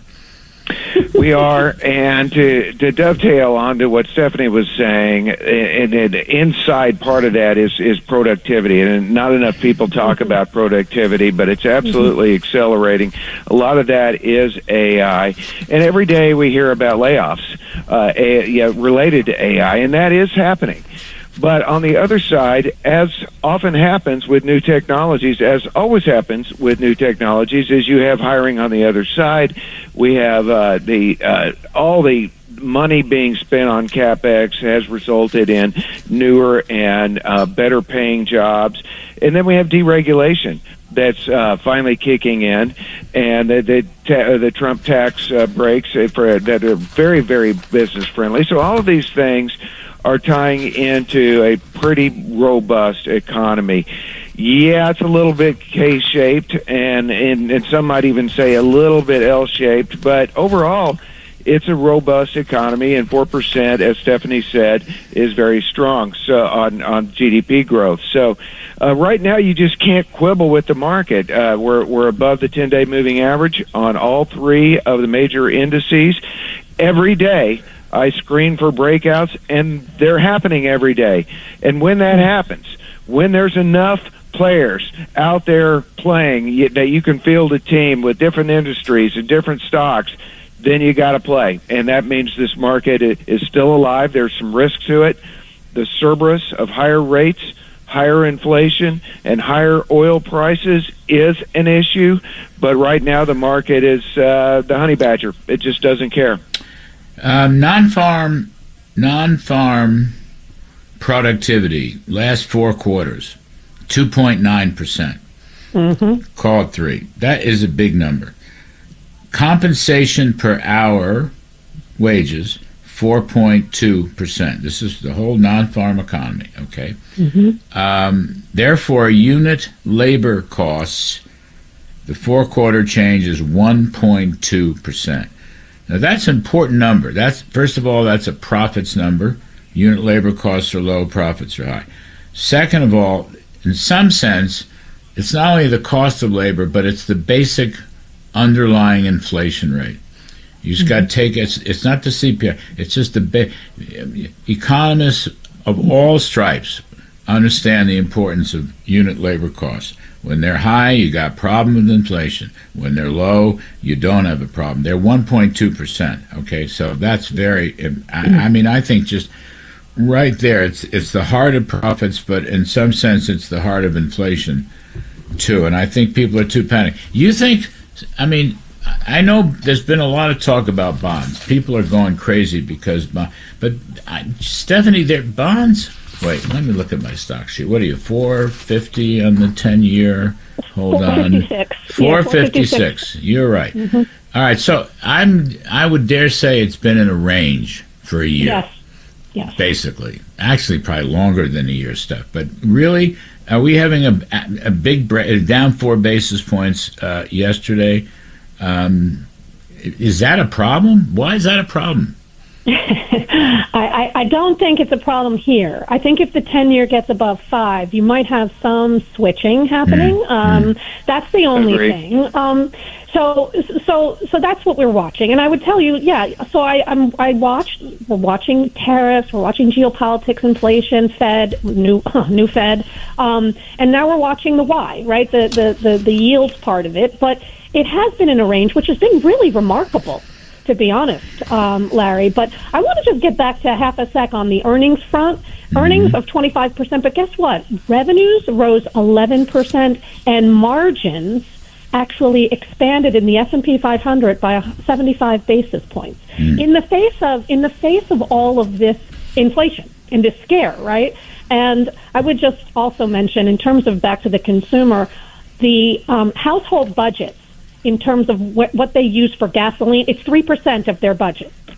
3% is very manageable at this point in time. The problem is you've got inflation kind of across the board in other areas. And so I would say, like, if we get an answer on the war and we get a resolution, certainly that part will help. But I will also say, Larry, that I think inflation was very sticky ahead of the war, and I think that a lot of it had to do with the AI boom. We have shortages everywhere right now. We're short compute, we're short memory, we're short all kinds of things in the supply chain, and that's a little bit on the inflationary side. So, and that's a short-term thing, because eventually AI is going to lead to even better productivity. But for the time being, I think we've just got to get used to a little bit higher inflation, but we have higher growth, and that is offsetting the higher inflation. Agreed. By the way, another thing about rates, and then we'll take a break.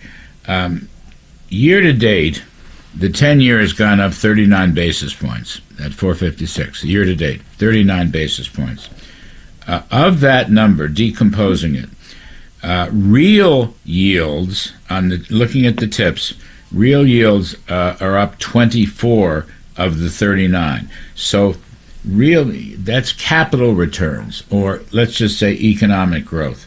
So only 15 basis points, 39 minus 24 is the inflation fear, the inflation expectations. So it's fairly modest. Real yields haven't moved in a long time, and now they're moving. You're up to 214 on the tips, the 10-year tips. I'm just saying, the inflation thing is really vastly overrated. It's probably important not to read the newspapers at times like this. And I'll dovetail, Larry, that high yield spreads have not gotten out of control. We've seen nothing the problematic in the. You got it, Landman. Let me take a break. Okay, and we will come right back just as soon as we can. Stephanie Link and Jim Lacamp, two of the best of the best. I'm Kudlow. Be right back. The Larry Kudlow Show on the Red Apple Podcast Network.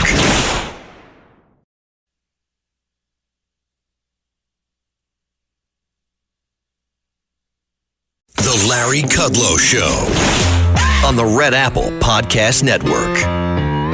Yeah, we're talking stocks and having fun doing it. Stephanie Link, Hightower Advisors, Chief Investment Strategist and Head of Investment Solutions. Jim Lacamp, Morgan Stanley Executive Director and Senior Portfolio Management Director down in Texas. Jim Lacamp, you were talking about credit spreads.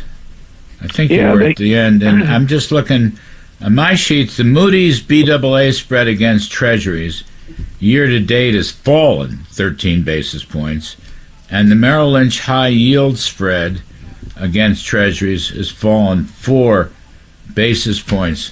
So the so-called private credit problem, I mean, with profits so strong, but it doesn't look like it's much of a problem. No, I think it was exaggerated. There are parts of that area that are problematic, but not the area in whole. And the high yield spreads are showing that a lot of people felt like if rates didn't come down, you'd have problems with commercial real estate. Then you had the private credit problems, but the junk spreads are saying there is not a problem. The only thing that could be a problem, crude stockpiles fell by 51 million barrels over the last month. So we do need to get a resolution here. I don't think it's too late, but I do think we need to get a resolution here, or we're going to be looking at higher oil prices for an extended period of time, because the longer they shut down those constructs in Iran, for example, it might take years for them to get production up to where it was. I don't think it upsets the apple cart, but I do think it's something that we need to pay attention to. Well, Stephanie, your point, though, what did you say? The household budget, only 3% is gasoline. Was that your point? Yep. I'm not saying that nobody feels any pain. I understand some people do. But gee whiz, it's just a small part of the economy. I mean, we've changed our whole, the architecture of the American economy vis-a-vis oil and many, many other things have completely changed over the last 50 years since the 1970s. 100%. And now we know we talk about the consumer being K-shaped, but actually the middle tier is doing okay. It's the low end that is not doing that well. But unfortunately, Larry, you know this, Jim, you know this, it's the low end always gets the brunt of all of the things that are happening to them.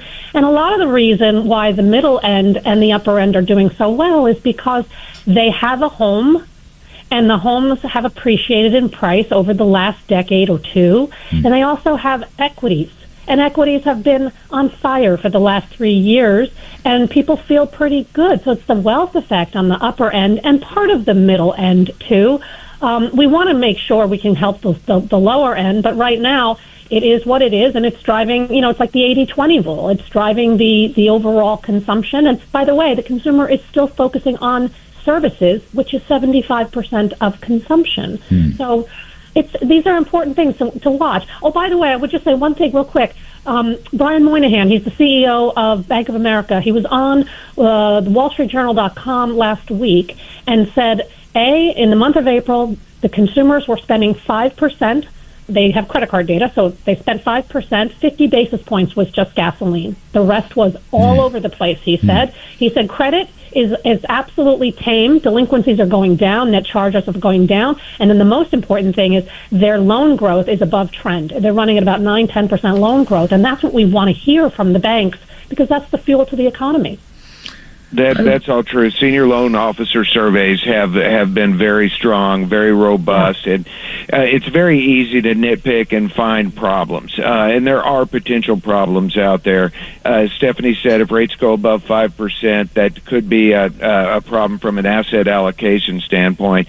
But for now, you have to give the bull market the benefit of the doubt. All three major averages are moving. There are stocks to play. Earnings of 72% of companies beat. 74 beat on revenues, and that is huge. And so that's the major story right now. There's always corrections and whatnot. But I'm just looking at this. The Dow Jones, 50,579.70. 50,570. The S&P 500, 7473.5. And the Nasdaq's 26,000 plus. I mean, really, I know there'll be corrections, but those are big numbers. Steph, is there anything you like better than others? I still like the AI, the industrial companies, the infrastructure companies that are actually building out the data centers. I like the companies that put the stuff inside it. Like, I like the cooling systems companies. I like the heating systems. I like the chips. I like the racks. All those. That's GE Vernova. That's Vertiv. That's Eaton. That's Quanta Services. So I still like those. They're up a lot. I wouldn't chase them, but on any pullback, you want to be buying. Caterpillar, one of those. Somebody told me Yes. Caterpillar. Yes, they had a backlog of $62 billion. I mean, it was crazy. And you might add in robotics and space. There's a lot of space technology stocks that are doing well. And look, they're fighting wars all over the world over materials. So I still like materials and especially natural resources. So there's a lot of places to play. You guys are terrific. Stephanie Link, Jim Lacamp, thank you ever so much. Appreciate it. All right, folks, we'll take a quick break. The Larry Kudlow Show on the Red Apple Podcast Network.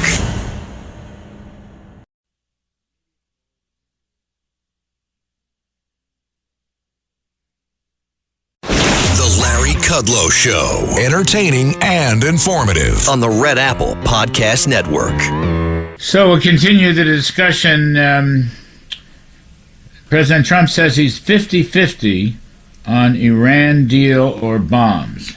And we'll meet his negotiators this afternoon. That's Axios. The Wall Street Journal reporting the immediate goal of the mediators, Iran and the U.S., isn't a formal agreement, but some sort of letter of intent or memorandum of understanding that would extend the ceasefire and lay out a framework for further talks.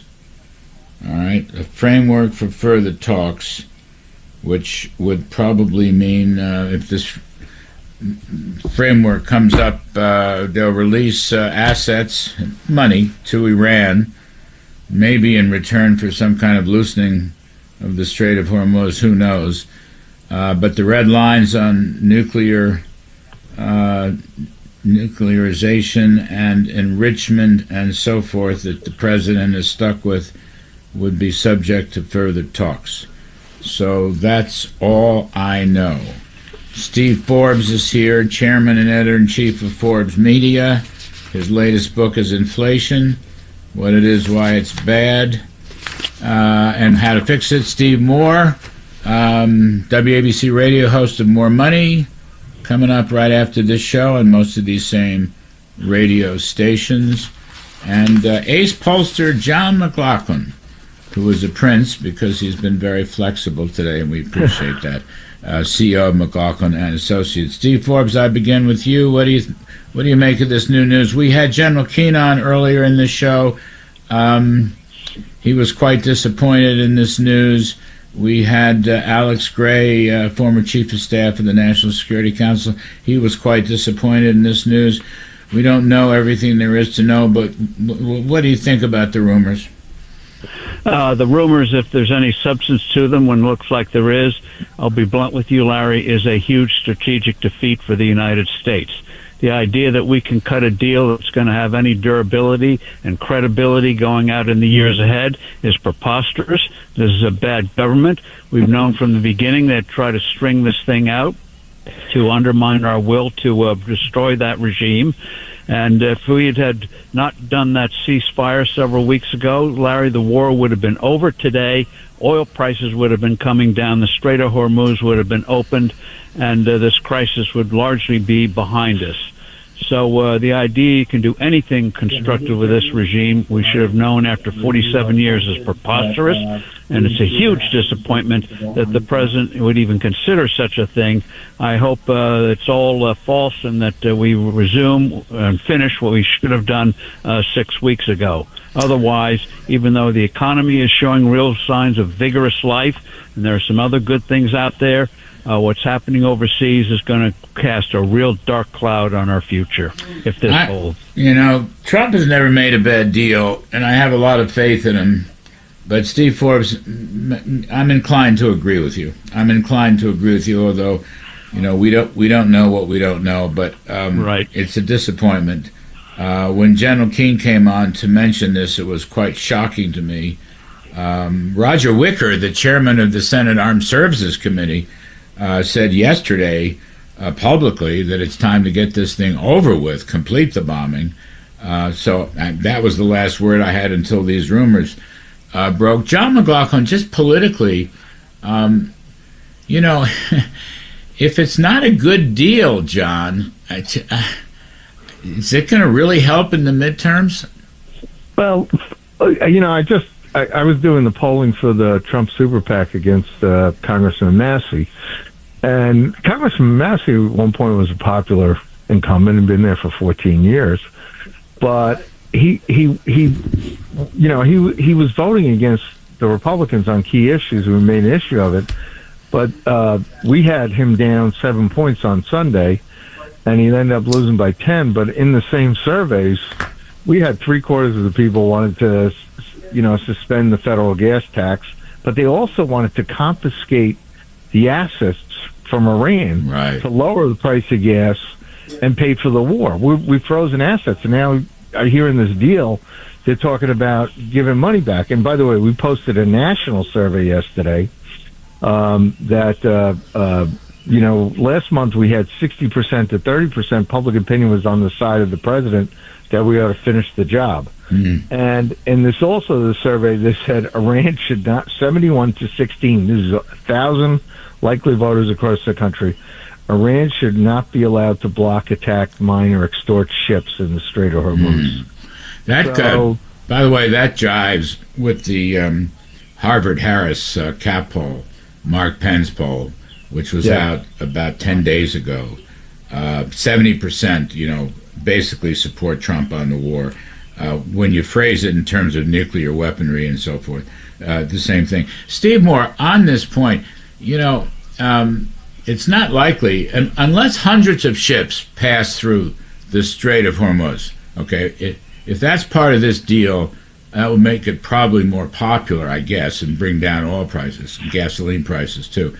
But if you just have a few ships, or if you have Iran's word, which is utterly worthless, I mean, it's not going to really help anything on the oil and gasoline front, Steve. Well, look, people are certainly angry about paying $4.50 a gallon for gas, and I understand the politics of this, that Trump wants to increase the global supply, so it brings gas prices back down. But look, I'm not a military or foreign policy expert, but I just want to dovetail on something Steve Forbes just said. The economy is actually doing surprisingly well. Booming. Booming, maybe. 4.3% Atlanta Fed GDP now. Yeah, I don't want to too much overemphasize the Atlanta Fed numbers because they've been pretty wrong lately. But nonetheless, I mean, you look at I laugh at all these surveys. It's, because it's as low as ever in history. Well, they're sure spending a lot of money. Yeah. And so I feel pretty good about the economy. Obviously, it'd be a big lift if we could get that gas price down. And just finally, I just have to say this, Larry. I was there yesterday with our buddy Art Laffer for the swearing in of Kevin Warsh. I cannot think of anybody better than Kevin Warsh to run the Fed, and he will bring inflation down. He is an inflation hawk, in my opinion. Yes. And I think he is going to help the economy a lot right out of the gate by we got to get inflation back down to 2%, and I believe he will do that. By the way, I spoke to him Thursday. I couldn't. I'm on vacation. Oh, we missed you. We missed you, Larry. It was great. We had all the supply. I don't know, but it was really fun, and it was a great event. And by the way, he gave both Donald Trump and Kevin Warsh gave remarkable speeches. And by the way, he said, "Look, I'm going to be independent. I will be an independent Fed chairman." And Trump said, "I want you to be independent." So that I think the markets love that. Kevin forgave me for my vacation. He forgave me, so that was very, very important. And Steve Forbes, you and I are going out to California for the Reagan Library I guess you're still going, aren't you? Yes, I am, and I'm glad those fires didn't end up canceling the event, even though they had to close the library several days this week because of those fires in the Simi Valley. Yeah, I didn't know that. But if you don't go, I don't want to go. I mean, geez. We'll be there and lay out what happens in the next 250 years. The nice thing is we won't be around to be called on our what we see ahead. Hey, Steve Forbes, will we have a flat tax sometime in the next 250 years? Oh, obviously, probably in and out, but we can say anything for 2.5 centuries. But Kevin Warsh made it very clear that he wants to be a reformer at the Fed. And apparently the president spoke and said you're going to be completely independent. So I thought that both of those were very constructive, Steve. Yes, it is. And one of the things I hope, and we've discussed this before, that Kevin Warsh lays down that this whole idea of prosperity causing inflation, the so-called Phillips curve, is a dead letter, and start doing conferences and papers and the like to bury that, because if the Fed ditches that, other central banks will ditch it, and we'll finally get some sensible monetary policy that focuses on dollar stability rather than trying to manipulate the economy and getting antsy anytime the economy does well. By the way, John Carney had an interesting thought today. You know, Steve Myron has to leave his seat at the Fed because Jay Powell is remaining on the board, at least for a short time, and Warsh takes Myron's seat. But Warsh could put Myron in as some kind of chief economist or chief of staff and help him to make the reforms. Myron's pretty solid supply-side type guy, Steve. I hope so, and I hope he moves away from some of the noises he's made in the past about the dollar being overvalued. He's got to put that stuff aside. But Kevin Warsh setting out that there's going to be a fundamental change in the models of the Federal Reserve and other central banks would be very powerful in the future. Very powerful. John McLaughlin, I don't want to leave you out because the Republicans in the Senate and the House, let's say the Republican senators have gone home. They didn't even pass the DHS bill. They haven't really developed much of an economic growth message. I haven't heard much from them, in fact, on anything, John. No, and it's a problem because, I mean, you and Steve are going, and Steve's on the board at the Reagan Library. You're going out there and talk about economic growth, and you're on the wrong coast. The guys in Washington need to realize it because, last year public opinion was in favor of firing, Powell. They were in favor of passing the Trump tax cuts to stop the Democrat tax cuts. And if we don't, you're telling we got a 4% growth. Like Steve's book about inflation said, the only way out of inflation is to grow your way, and the Republicans should have another reconciliation bill because we had in recently 57% of all voters think it's more important that you have a reconciliation, a bigger package rather than a skinny package with economic growth. The Kudlow plan, and in this poll that we just posted, the Republicans are losing the generic ballot for Congress 42-46. Trump has a 49 job approval, and the Republicans will only get 42%. There's a gap between that's your Trump poll supporters. Wait, that's your poll? Trump's at 49? 49. We ask it 49-48, and we ask it. It's online. You could go to McLaughlinonline.com. I'll send it to you as usual, Larry. But there's a gap between the Trump vote, Trump approval, and the generic ballot for Congress because they're not enacting, whether it's the Save America Act for voter ID, proof of citizenship to vote, whether it's the tax cuts or another pro-growth package. There's a gap between Trump supporters and Republicans in the House and Senate, particularly the Senate, I think. By the way, I got to take a break. Steve Forbes' solution to inflation is more growth with a sound dollar. I just want to put that in there because he's taught us all about the sound dollar. Very important point. I hope people understand. I bet they do. They want the dollars in their wallets and pocketbooks to be, let's see, Steve, they should be worth the same tomorrow as they are today. Is that the right way to put it? Be undermined by the Washington politicians. Yes, undermined by the politicians. All right. Steve Forbes, Chairman and Editor-in-Chief of Forbes Media. John McLaughlin, Ace Pollster. Steve Moore's More Money coming up right after this on most of these same radio stations. I'm Kudlow. Quick break. We'll be right back. The Larry Kudlow Show on the Red Apple Podcast Network.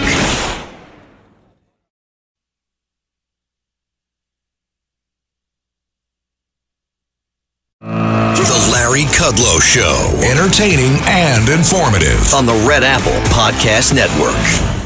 And we're talking politics and money. We got the great Steve Forbes, Chairman and Editor of Forbes Media.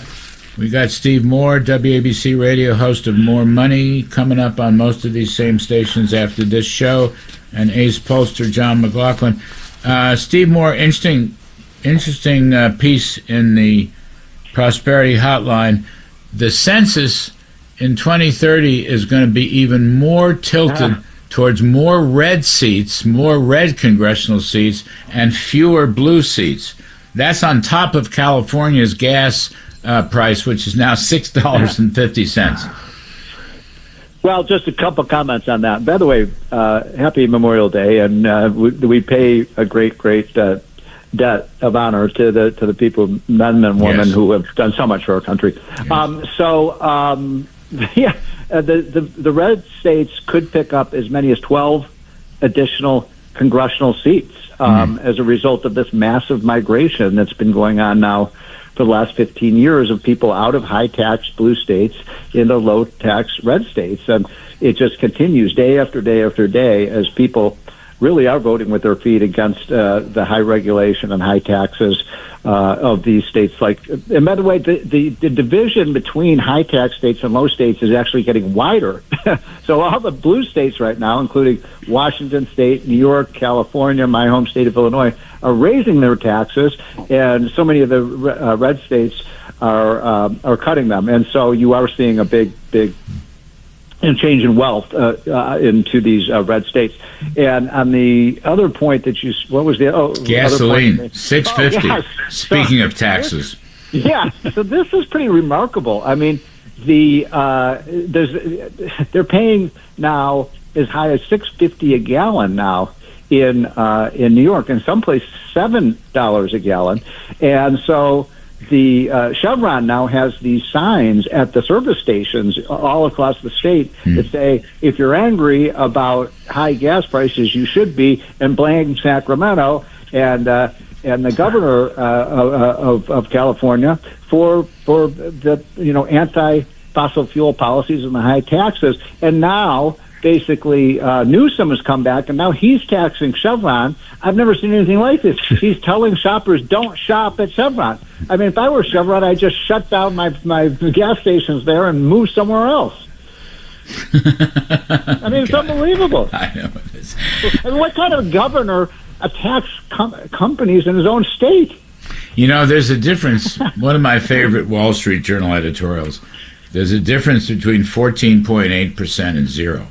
Yeah, that's for sure. City and state taxes in New York are 14.8%. If you live in the city and state taxes are 14.8%. Mandami, by the way, would raise them a couple of points. If you live in Miami, Florida, or Dallas, Texas, they are zero. Yeah. There's a difference between 14.8 and zero. So, by the way, can I mention one other quick thing?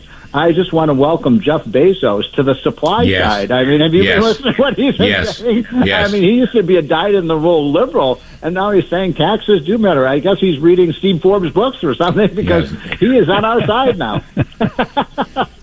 Actually, Bezos is better than you think he is, and even before this, but he's pretty good. John McLaughlin, can Paxton beat Cornyn in Texas? It's on Tuesday, I guess.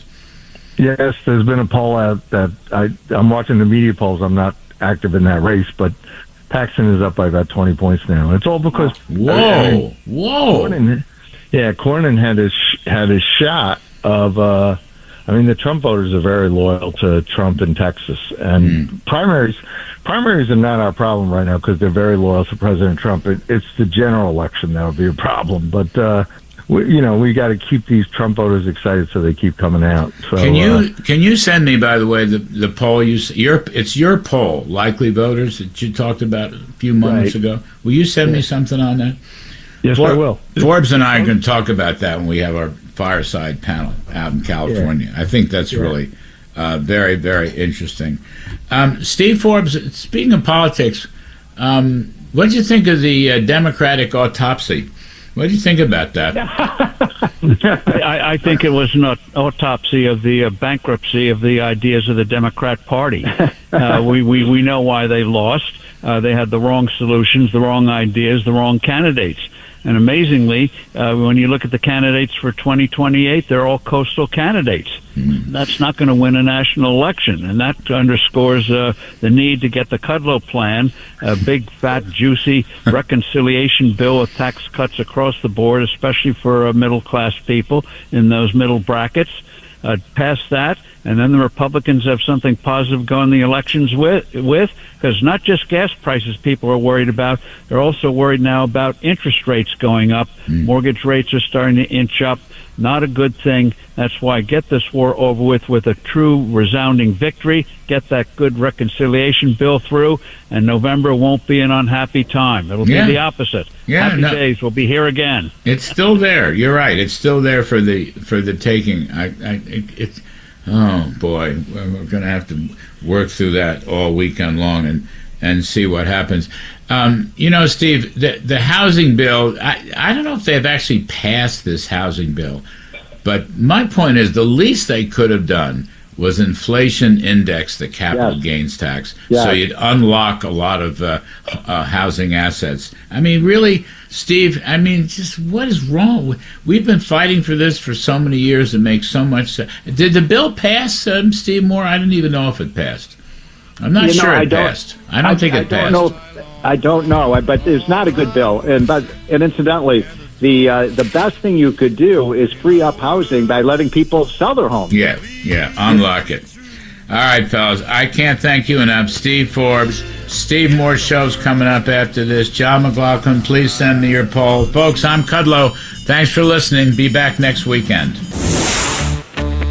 Thanks for listening to The Larry Kudlow Show. You can hear The Larry Kudlow Show Saturday mornings at 10. If you like the podcast, share it with your friends and listen anytime at WABCRadio.com and download the WABC Radio app. Hit that subscribe button on all major podcast platforms. Plus, follow WABC on social on Instagram, TikTok, Facebook, and X. See you next time for a new episode so you never have to wonder. What the heck is going on here?